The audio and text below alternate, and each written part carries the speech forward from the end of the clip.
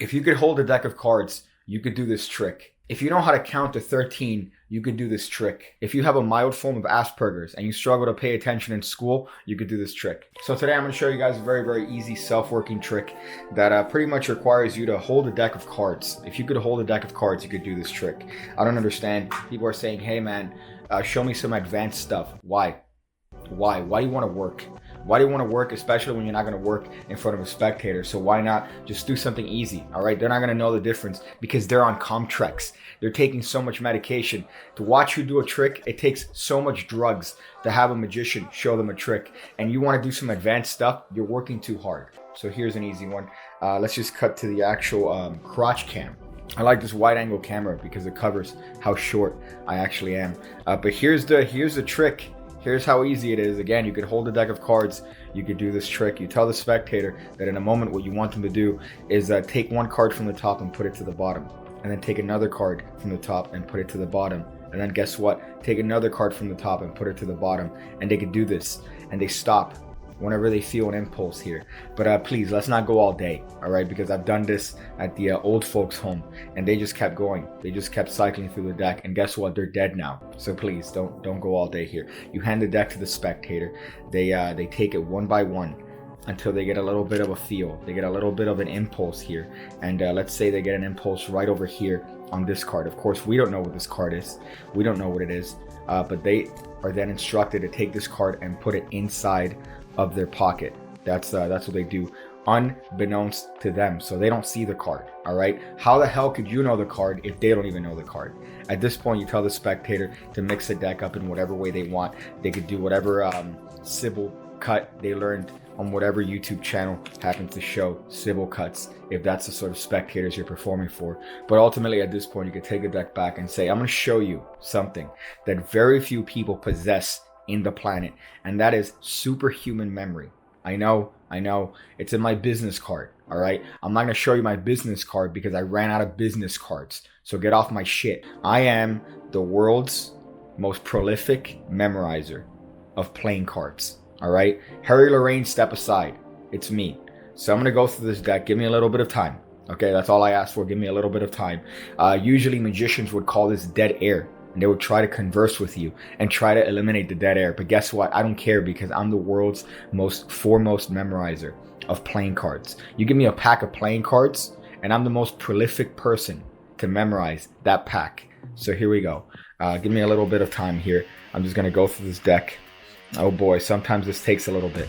This takes a little bit, just like the Comtrex. You notice how there wasn't any dead air there? Did you notice that? Even if I was going through the deck and memorizing it, there wasn't dead air because I'm so entertaining. Right now, I've been able to determine that there's one card missing from this deck, sir. There's one card and one card alone.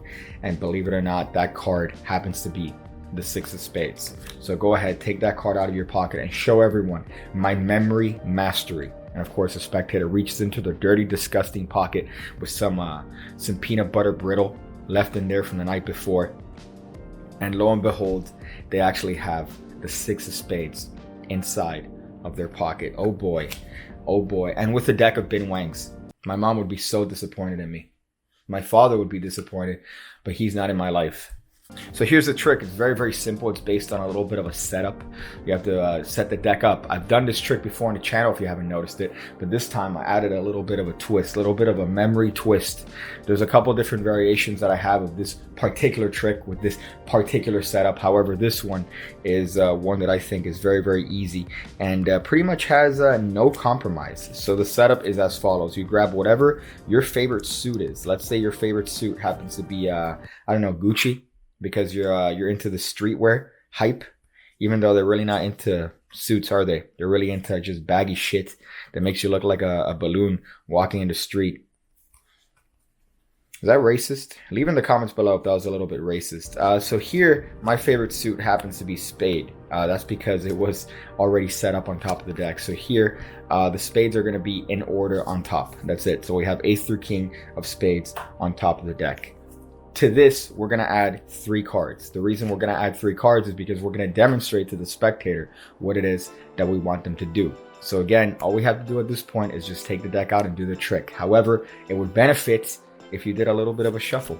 So if you did a little bit of an overhand shuffle, this would benefit the trick because it just seems like you don't care. You're mixing up the cards. You're going to hand it to them.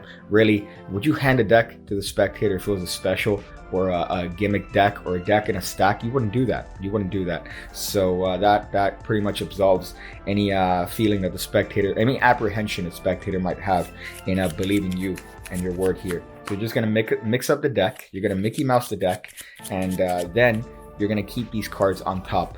The way we do that is we're just shuffling the bottom of the deck. You notice that I'm not shuffling the top? You notice that? That's the sneaky secret here for those of you guys that aren't inclined to do magic tricks. However, if you are inclined to do magic tricks, you should check out the Pigcake Magic Academy. $5 a month gets you 2 videos every single week, going over card stuff, going over coin stuff, pretty much going over everything you need to become a master magician. Over 300 videos already. If you join the Mentalism Academy tier, that's $10 a month. You get mentalism videos every Wednesday that go over the intricacies of mentalism, which is my favorite aspect of magic. So go ahead, check that out. It's a White Claw a month. At max, 2 White Claws a month from your local bar. You could go away with foreboding 2 White Claws a month to help your boy out and help yourself out. All we're going to do here is we're going to tell the spectator to take 1 card from the top and put it on the bottom. 1 card from the top, put it on the bottom. Take another card from the top, put it on the bottom, and do it until they feel like stopping.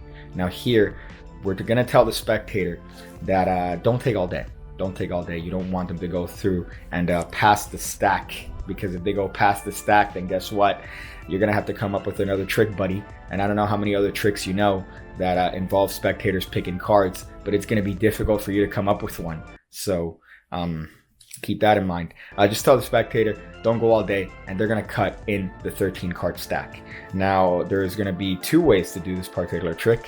One, if you happen not to know how to count the 13, and the other way, if you happen to keep count of the spectator's card. Now you're going to make an attempt when you give the spectator the deck to kind of look away, but still be able to see them taking cards from the top and put it on the bottom, because you're going to count them. That's the secret. You're going to count them. That's pretty much the trick. If you miscount them, or if you don't count them, I'm going to show you how to do that, but that does require you actually going through the deck and looking at it and counting and looking for the missing spade. Spoilers, that's how you do it. But more likely than not, you're going to be able to count, because while you're watching this channel, you're a smart individual. So you're just going to count the spectator as they take cards from the top to the bottom.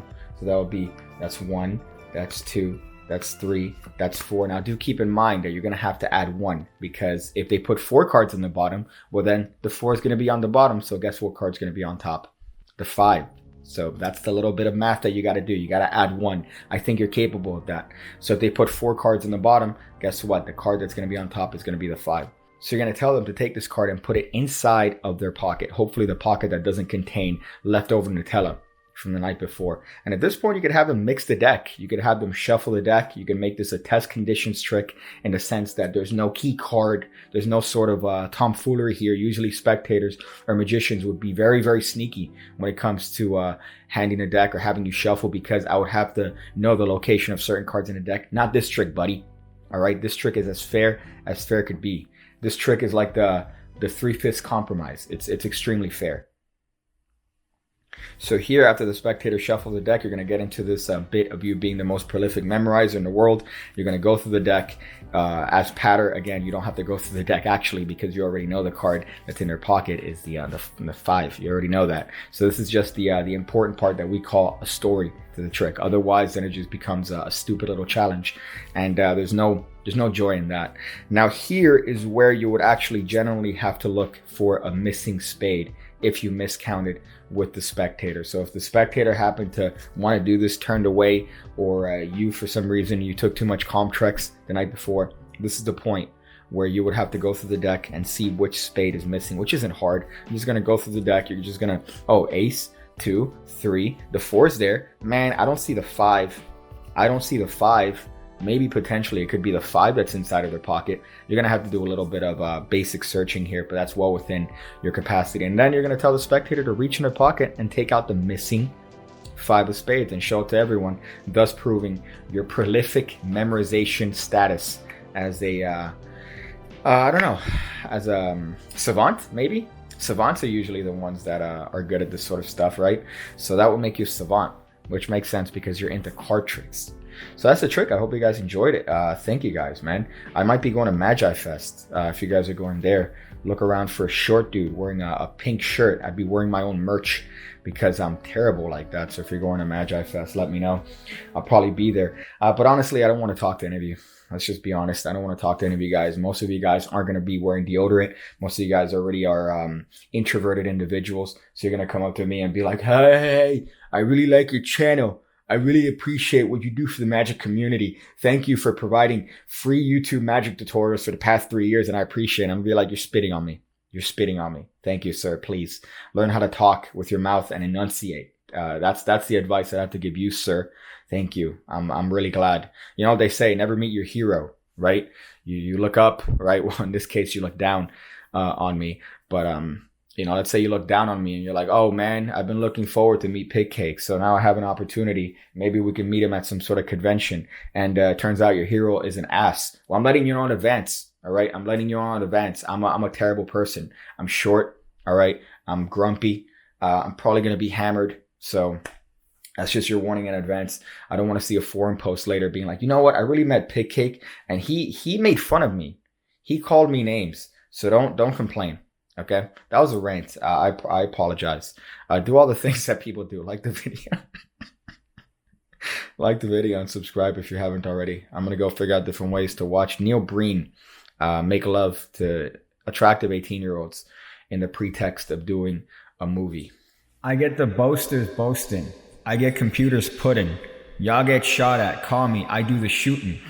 I do the recruiting. I tutor the students. I nurture their brain. I'm moving the movement.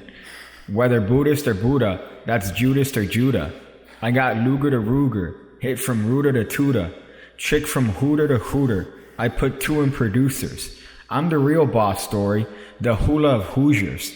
I rock mostly doozy. I roll mostly doololi. I leave you holy.